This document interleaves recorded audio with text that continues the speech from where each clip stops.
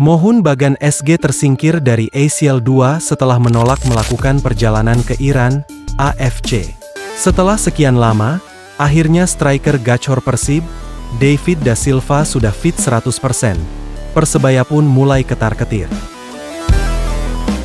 Persib jadi bulan-bulanan di Asia.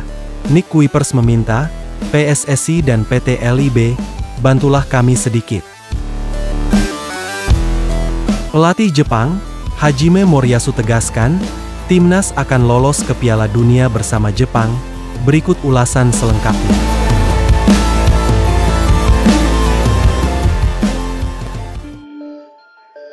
Mohun Bagan SG tersingkir dari ACL 2 setelah menolak melakukan perjalanan ke Iran, AFC.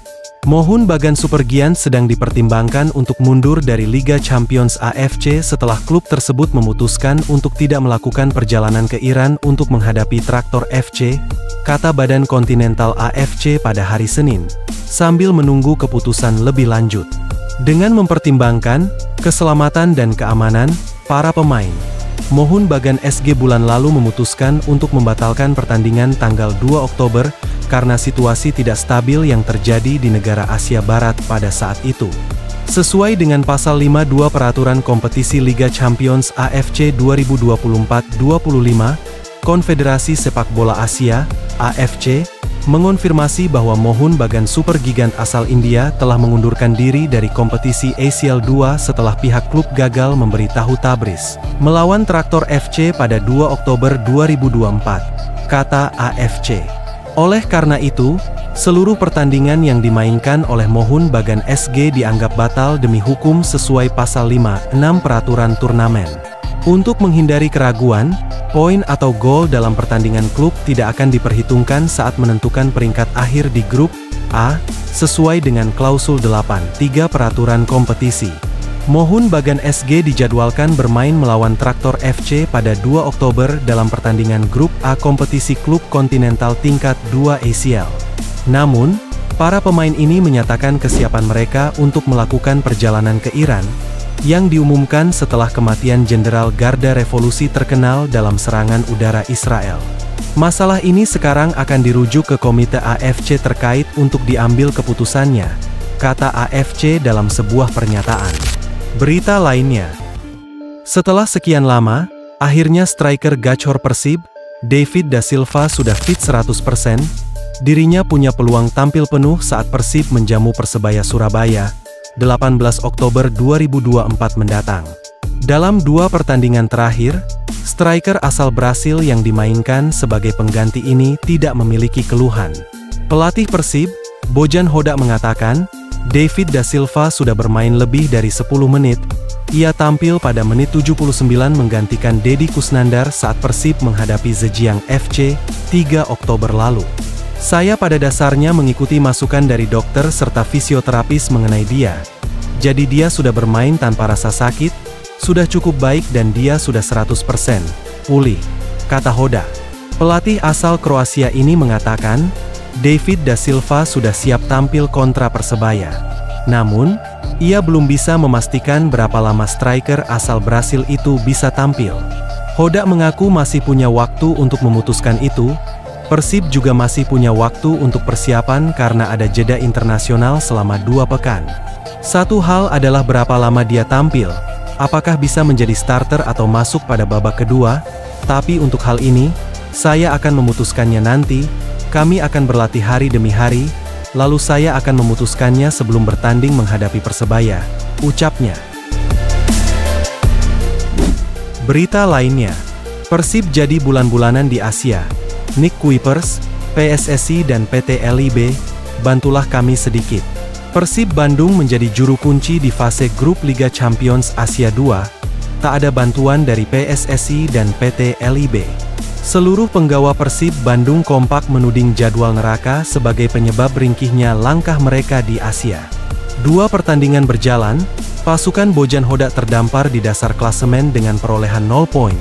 Mereka selalu kalah dengan skor 0-1 dari Port FC, Thailand, dan Zhejiang FC, Cina. Penyebab 2 kekalahan itu bisa dilihat dari penjadwalan Liga 1 oleh PT LIB dan PSSI.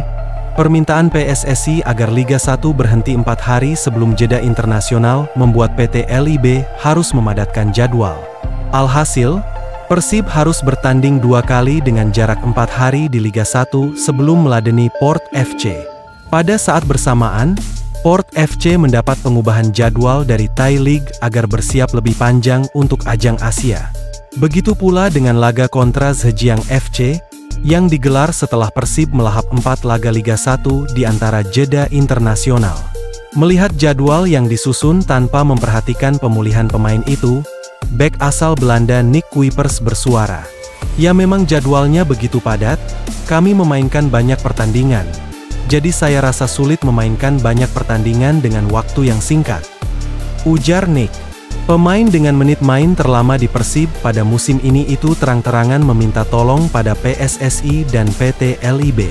Tentunya akan lebih baik jika kedepannya Liga bisa membantu sedikit dengan mengubah jadwalnya sehingga kami sedikit memiliki waktu untuk melakukan recovery pada jeda antar pertandingan.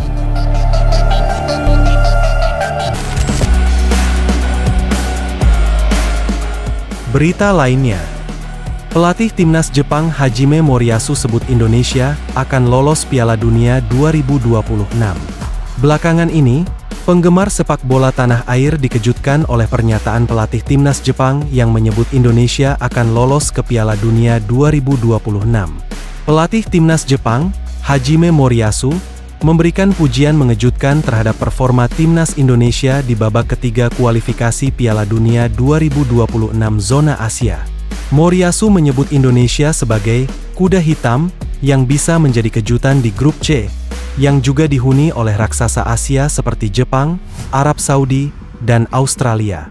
Menurutnya, Indonesia berpotensi lolos ke Piala Dunia 2026 bersama Jepang. Timnas Indonesia akan lolos ke Piala Dunia 2026 bersama Jepang dari grup C babak ketiga kualifikasi Piala Dunia 2026 zona Asia, ujar Hajime Moriyasu kepada media Jepang, Nikkei Asia, dilansir dari Japanese Station. Pujian ini tidak datang begitu saja. Dalam 2 laga awal kualifikasi, timnas Indonesia mampu menahan imbang 2 tim besar, yaitu Arab Saudi 1-1 dan Australia 0-0. Hal ini menunjukkan peningkatan performa yang signifikan timnas Indonesia di bawah asuhan Shin Tae-yong. Hasil ini sontak mengejutkan negara lain. Dalam waktu dekat, Indonesia akan kembali berlaga di pertandingan ketiga dan keempat dalam kualifikasi Piala Dunia 2026 zona Asia melawan Bahrain dan Cina.